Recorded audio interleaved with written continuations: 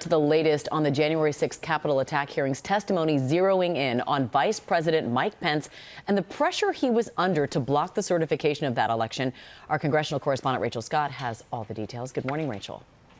Amy, good morning. The committee says that pressure campaign by former President Donald Trump was relentless, pushing his own vice president to do something that he had no power to do and putting the country on the brink of a constitutional crisis. This morning, gripping new testimony about Donald Trump's last-ditch effort to stop his own vice president from certifying his election loss, calling Mike Pence ahead of that rally on January 6th. The conversation was pretty heated. It was a different tone than I'd heard him take with the vice president before. I remember hearing the word wimp. Either he called him a wimp. I don't remember if he said, "You are a wimp, you'll be a wimp." Wimp is the word I remember. Pence repeatedly told Trump no, that he did not have the power to overturn the election, and Trump's lawyer knew it too. Dr. Eastman himself admitted in an email that the fake electors had no legal weight. Trump pressed on. Mike Pence is going to have to come through for us, and if he doesn't, that will be a sad day for our country. But Pence was not budging and drafted a statement rejecting Trump's plans. And the vice president had said, "This may be the most important thing I ever say." Rioters started to storm the Capitol. Angry mobs chanted to hang the vice president. If Pence caved, we're going to drag through the streets. You politicians are going to get drugged through the streets. Yes. I guess the hope is that there's such a show of force here that Pence will decide to do the right thing, according to Trump.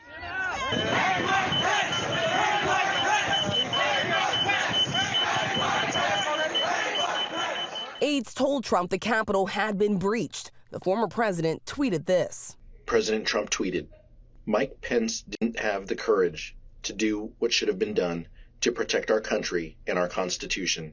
And when that tweet, the Mike Pence tweet, was sent out, I remember us saying that that was the last thing that needed to be tweeted at that moment. The situation was already bad, and so it felt like he was pouring gasoline on the fire by tweeting that. Pence was first evacuated to a nearby office, the mob drawing closer. Make no mistake about the fact that the vice president's life was in danger. A recent court filing by the Department of Justice explains that a confidential informant from the Proud Boys told the FBI that the Proud Boys would have killed Mike Pence if given a chance. Secret Service rushed Pence and his family to an underground location. The rioters just 40 feet away. In these never-before-seen photos, the vice president hunkered down. In one photo, holding a phone, watching President Trump finally address the rioters. Does it surprise you to see how close the mob was to the evacuation route that you took? I could hear the din of the rioters in the building while we moved, but I don't think I was aware that they were as close as that. Pence's counsel, Greg Jacobs, testified Trump never called to check on his own vice president, who certified the election hours after the insurrection. When we got down to the secure location, Secret Service directed us to get into the cars, which I did. And then I noticed that the vice president had not. The vice president did not want to take any chance that the world would see the vice president of the United States fleeing the United States Capitol.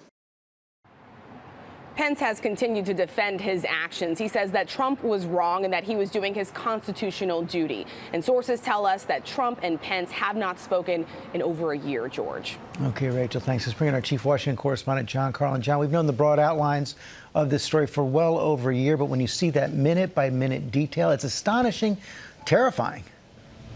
George, the second half of that hearing was as powerful and intense an hour of congressional hearing as any I have ever seen. The committee clearly demonstrating that Mike Pence's life was in danger and drawing a direct line from the words of Donald Trump to the murderous rage of the people that were hunting his own vice president down in this building. Also, they showed, using the words of people in Trump's inner circle, that there was absolutely no legal basis for what Trump was demanding, that it was frankly illegal. So, George, whether or not this ends up being crimes that are prosecuted by the Justice Department, I think what the committee did here was clearly show that what Trump did on that day and the days leading up to it was clearly a betrayal of America, a betrayal of American democracy. Right, and that's the open question. They're certainly laying the groundwork at the committee for a possible criminal prosecution by showing that Trump and his aides knew or should have known that this was patently illegal, what they were going through at that point. There is some dispute now between the Department of Justice and the committee over the transcripts to their interviews. Yeah, the Justice Department went public saying that the committee is damaging their investigation by not turning over all of their transcripts. I guess the first thing that shows is that the Justice Department is paying attention to what is happening here. But two things. Remember that the purpose of this committee is not to do criminal investigation, criminal prosecution. It is to demonstrate for history and for the American public the truth of what happened here, to demonstrate it clearly. I am sure that ultimately those transcripts will be turned over to the Justice Department, but their hearings right here are the priority. And George, remember, if they turn those transcripts over to the Justice Department, they are in theory available to anybody that the Justice Department could be prosecuting through discovery. So right now the committee is focusing on these hearings. I am sure, though, eventually that everything that they uncovered will go to the Justice Department. Okay, John, thanks very much.